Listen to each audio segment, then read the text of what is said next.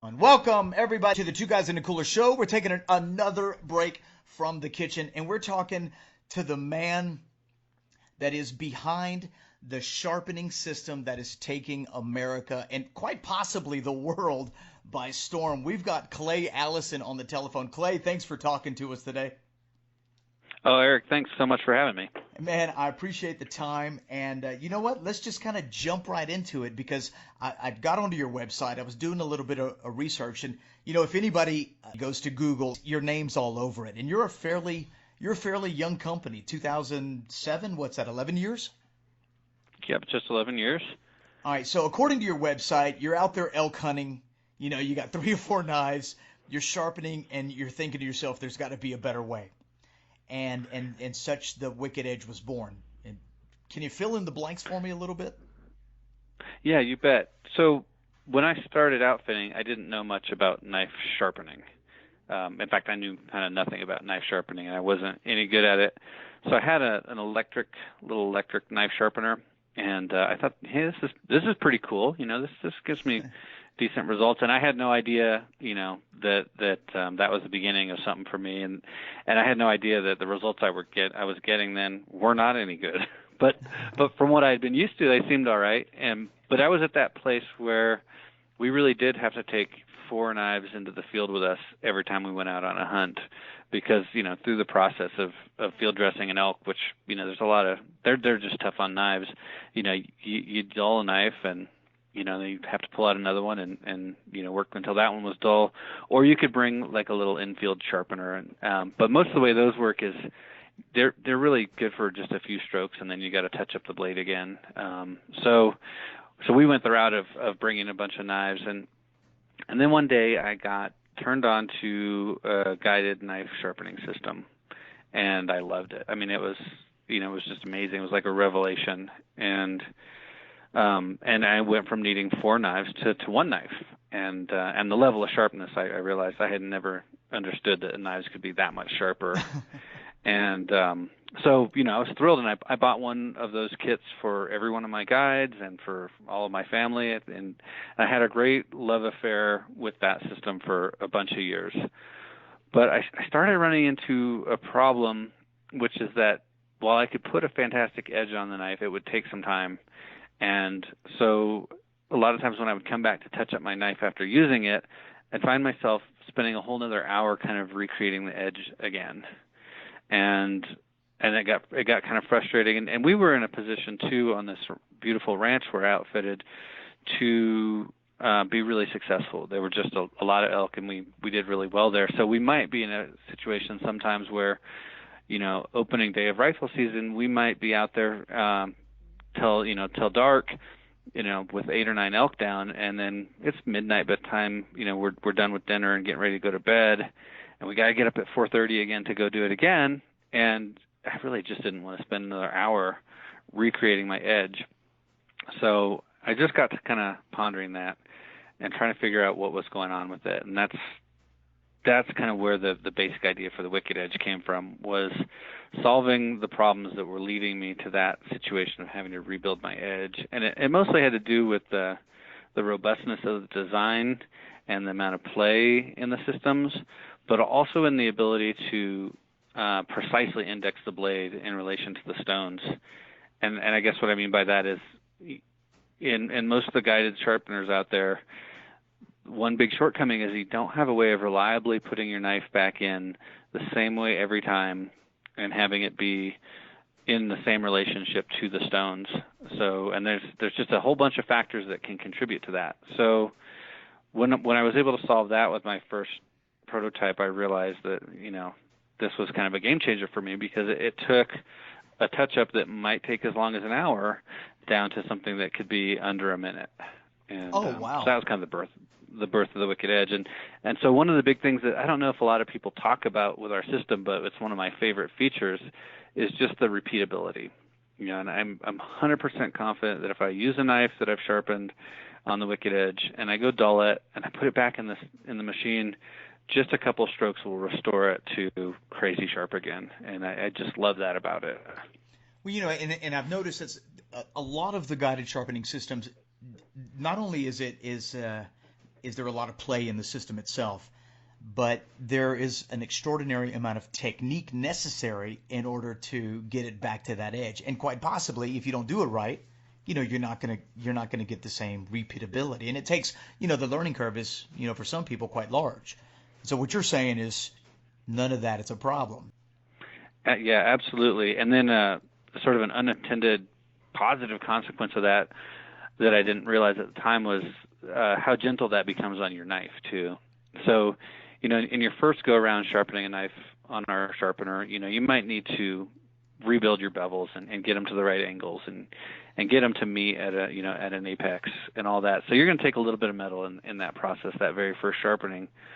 But if you use it as designed and you put your knife in there the next time to touch it up, everything lines up so nicely, and you just need to take a couple strokes to get the edge rehoned, and you just almost remove no metal. So you can take a knife you love, put a great edge on it, and keep it forever. We did this pretty neat study a while back where we took two identical knives, and there's a testing facility in the UK called Catra, and they've got some really wonderful numeric controlled sharpness testing machines where they put a knife in and they run it through a series of tests to see how sharp it is and how durable the edge is. So we took these two kind of not particularly impressive knives, and we used some different sharpening techniques on them. Well, actually what we did was we sharpened one of them in-house with a wicked edge, and the other one we sent out to a professional sharpener that does knives for restaurants. And then we sent both those off to Catra for testing, and they sent them back, and we got some great data from it. But before we sent them off, we measured the width of the blades before and after sharpening, and the one that we sent off to the sharpening service that used maybe a 72-inch belt or a grinding wheel, removed a lot of metal. I mean, it was shocking. I think that we ended up losing 20 thousandths of an inch, in that one sharpening session through the professional service. And whereas ours, we only removed 0.0015 inches, so just a little bit more than a thousandth of an inch. Yeah, in a year or two, you might have taken, honestly, an inch or two off the width of the blade. And you do see that a lot in like commercial kitchens that send their knives off to sharpening services. They go through those knives, and replace them a couple times a year. You guys are the recipient of 5 awards. Am I missing one? That sounds about right. Yeah, just recently for the Wicked Edge Go new portable system that you got. It takes an already great product and it makes it incredibly portable with a limited amount of, basically the essentials, and says, hey, now you can take it with you at a fairly low cost. Yeah, well, thanks for bringing that up. We that was real intentional on our part. I think one of the biggest criticisms that that people have had of our system is the cost, and I think you kind of referred to it earlier. We don't hold back in the way that we build our machines. We want them, I like to say I want them to be an heirloom tool. So, I want your grandkid to be able to pick the thing up and be able to use it, and maybe they'll need some new stones or something, but the machine itself should last for generations and be an heirloom. So that means the cost isn't, they're not cheap. But we had a lot of inquiry, a lot of people really, asking us about the system and trying to figure out, a way to afford it. And so I spent a lot of time trying to come up with a design and pare things down to the bare essentials where you could get the basic Wicked Edge technology in a system and not break the bank doing it. So that's how the Go came about. It's been a great experience, but our problem with that, of course, is that we can't keep up with the demand yet. We couldn't make them fast enough, and we're still struggling to get that going. In fact, today is the very first day that we've listed them on our website for sale ever. They've been in back order since the day we announced them. Wow. And so, look, I guess the philosophy of the Go is saying, hey, you kind of really only need 2 stones. Yeah, I think that's well said. You need something to be able to reshape the edge and remove some damage, and then you need something to refine it to a level that will take care of your basic everyday cutting needs. Nice. And I think with that 600 grit stone, you get a very aggressive, sort of a toothy finish, but one that is surprisingly effective for everyday type of tasks. So if you're doing rope or zip ties or even tomatoes, like you're going to have a good result there. When you started 10 years ago, do you find that your customer base is changing much? What kind of customers are you really kind of targeting? I would say we're targeting the same kind of customer in the sense that every one of our customers is united by either a need or a love for a good knife. And so we get a lot of professions, that people that use their knives in their work, and they really rely on them. And those, of course, are our customers. What's changed about that is that there are more professions now that we weren't even considering, that are using knives daily and really needing a sharp knife. So, of course. So it goes from outdoorsmen where we started and to chefs and firefighters and law enforcement, and we do an awful lot with music, which was not something that was on our radar at all. But when we started getting oboists and bassoon players coming to us, so it's just wow, that was a whole new thing we'd never thought of, and that's been a really neat part of the business is getting to connect with a lot more people than we ever guessed. Which one's your favorite system? That's probably like, which one of your kids is your favorite. But right. Is the Generation 3, are you just head over heels? That's the one you go to every time? Okay, yeah. So that's a funny question, and it's true. The Gen 3 Pro is my favorite system. I love the clamp in it, and I love the ease of setting the angle. But I also really love the go. I got to say that, nice. It just takes us back to the roots of Wicked Edge. It meets, all the basic criteria and then some, so, and it makes me pretty happy to have an option that's a lot more affordable for people. And I appreciate that because I completely understand, you've got that, it's sort of a love for the roots of it, but a love for where you've grown over the 10 years. And not only has your product gotten better, but it's also made in the USA, and that's something that I think a lot of people need to know. This is I'm assuming, right? Can you confirm that it's 100% made in the USA? Yeah, thanks for asking about that. It's something we're really proud and happy about, and it was a long road in getting there. When I first started with Wicked Edge, this was in like you said in 2007, and we were so small, and when we started approaching manufacturers about making it, our minimum order was so small, people just weren't interested here in the U.S. And I sent out over 500 requests for quotes on it, and I got back literally 0 answers to my request. I thought, well, obviously we're gonna have to open this up, to international, and so we did, and we got our manufacturing started overseas, but it was never what I wanted. And I got to say, I learned a whole lot about a whole lot of things in that chapter of the business, and one of the things is that lower initial quoted cost is not really what you end up paying. Right. You end up paying just as much or more for a whole bunch of other reasons. But that aside, it bothered me that the jobs were somewhere else. So it became kind of a big project for us to finally get all of our manufacturing resourced back here to the United States, and I could not be happier. We love the quality and the fact that the jobs are here, and it's all 100% U.S. made.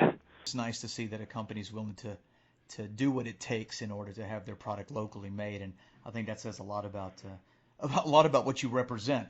Give me your philosophy on stropping. How do you feel about stropping? I'll just definitely go on record as saying I love it. And an interesting thing came up the other day. One of the guys that works here had received a straight razor from a customer. We let people send knives and straight razors and things into us for sharpening. And it's not our main business, but we like to show off what we can do and put a good edge on a knife for someone. So he was working on a straight razor, and he felt like he'd got it pretty darn sharp. And he had used fine stones and then lapping films all the way down to, I think, a tenth of a micron is how far he went down. So, it was a very refined edge, and he asked me to take a look at it, and I did, and it would not pass the hanging hair test, not at any level.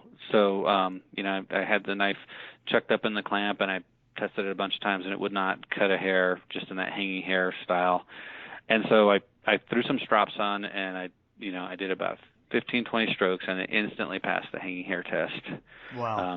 So it really makes a big improvement on, I think, the refinement of the edge and bringing it to a smaller profile. One of the criticisms that people have is that you can round over the edge and go from sharper to duller, and that's definitely true. It's a matter of strategy and techniques. So, like for example, let's say you sharpen your knife at 15 degrees per side. You got a great edge on it with all of your fine stones, and then you go ahead and strop at 15 degrees, and let's say you use a little bit of heavy pressure. Your edge is going to get rolled over a little bit. If you look at it under some good magnification, you'll see it's convexed a little bit. So, sometimes that's desirable just from a edge retention standpoint, but there's also a way around that, which is just to lower the sharpening angle a little bit. So, again, in that example, if I sharpened it at 15 degrees, what I'll end up doing is lowering the angle to 13 degrees and stropping from there. And then that way I get all those benefits of refining the edge, thinning it to a smaller profile without rounding it over. Nice, great advice. What's your favorite stropping material? Depends on the goals. So if I'm going for straight razor kind of sharpness, literally hair splitting, then kangaroo for sure is my favorite. But if I'm just going for an everyday carry or something in the kitchen type of finish, then I think cow leather is great. Now, there's been a lot of rave here recently about Nano. You guys carry a particular type of Nano. How do you like it? Oh, I love it. We've tried a bunch of different ones from different suppliers, and the one that we're carrying now is from Jende with Tom Blodgett. Honestly, when he approached me with that, I thought, how different can they be? But I was really impressed actually with the quality and the amount of compound that it can take and hold without having to recharge it all the time. And then the results it was giving me were just really impressive. So I'm actually looking at one of his strops right now, and for me, I kind of geek out on stuff like that, so I grab a microscope and I'm looking at it under magnification, and it's different than the traditional microfiber nanocloth that's available that most people are familiar with. It's kind of like a strange honeycomb sort of design. That's the word I was going to use, honeycomb. Yep. Well, what I've found with it is it holds a lot more compound, a lot more abrasive in it, and it stays. It keeps it there. So you get just a lot more microabrasion. Every stroke you make is just really efficient and productive. Some of the other kind of microfiber style nanocloths that we used in the past, you couldn't get them to hold that much compound in the first place, and then it would shed the compound pretty quickly. So you didn't have that density of abrasion, and you didn't have that longevity of your compound, which comes down to how often you want to reapply it and how much money you want to spend on compound. Exactly. So the microfiber cloth style nanocloths that I had to use in the past, that's a mouthful. It is. It felt like I wasn't doing anything. It just felt like they were kind of gliding across the stone or across the knife and not having a whole lot of effect. And then when you look at it under a microscope, you realize, well, yeah, that's because you're not feeling anything because you're not doing anything. Sure. It's just not as effective, and so I think there's a direct correlation there between the feedback and the result. One of our viewers asked here recently, will the Wicked Edge ever be in a place to have OEM stones that are more on the gourmet side, like the Choceras or the Shaptons, the Pro or the Glass line, as part of a package for Wicked Edge? So, great question. We had for quite a while done that. We were carrying the Choceras and the Shaptons, and we stopped doing it, not because I don't like them. I think they're great stones. In fact, I love them, but because it was impossible for us to bring that to the customer at a price that worked. So instead, what we've done is supply our platens, our handles and platens, to a variety of people who do supply those stones, and they just do it aftermarket. And it just comes down to cost. It didn't make sense for us to have to mark it up on someone and maybe put it out of reach for them if they could go direct to the source, to the supplier and get it. It seemed like a win for everybody that way. Would you say it's just a matter of preference? I mean, if somebody just got the stock stones that you guys offer, no pun intended, they would get a Wicked Edge with those stones. That's very true. So there's, I'll probably stir the pot really well here with this, but a lot of people don't believe that diamond stones can get you to where some of the, these synthetic water stones can get you in terms of edge finish and sharpness, and that's just not true. It really, to me, it boils down to preference and what you like when you're sharpening, and kind of your sharpening philosophy, as it were. Working with water stones is a joy, and some people just love that, and then there's a feeling of tradition, and that feedback you were talking about earlier is really nice. But I'll go out on a limb here and just say, but it's not going to get your knife sharper than what you can do with diamonds and lapping films and that kind of thing. And I feel really confident in making that statement, even though I know I might make some people mad. I do feel confident about that. And which isn't to say that you shouldn't, go the route of the water stones. They're a joy to use it, but it's more about the experience and less about the result in terms of whether you want to go that route. Okay, so let's cover the controversy or the confusion or the misconceptions about Wicked Edge, right? And so right off the bat, I've got 3 of them that people have asked, hey, make sure you ask them about this. Some people have expressed concern, and they may or may not have ever used it, but that the Wicked Edge is a dangerous guided sharpening system to use. What are your thoughts on that? Okay. Yeah, well, that's a really good question, and we get asked that quite a bit. And I would say messing around with very sharp knives is dangerous, period. If you don't pay attention to what you're doing with a sharp knife, you can get cut.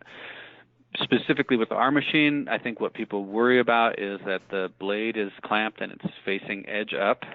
So that concerns some people, that they, you might leave the knife in there and somebody could come along and this knife is left in a position where the edge is facing up, and I agree that's not a good scenario, and we definitely want people to take the knife out of the sharpener if they're going to step away from it, or cover it somehow, with just a knife cover is pretty good.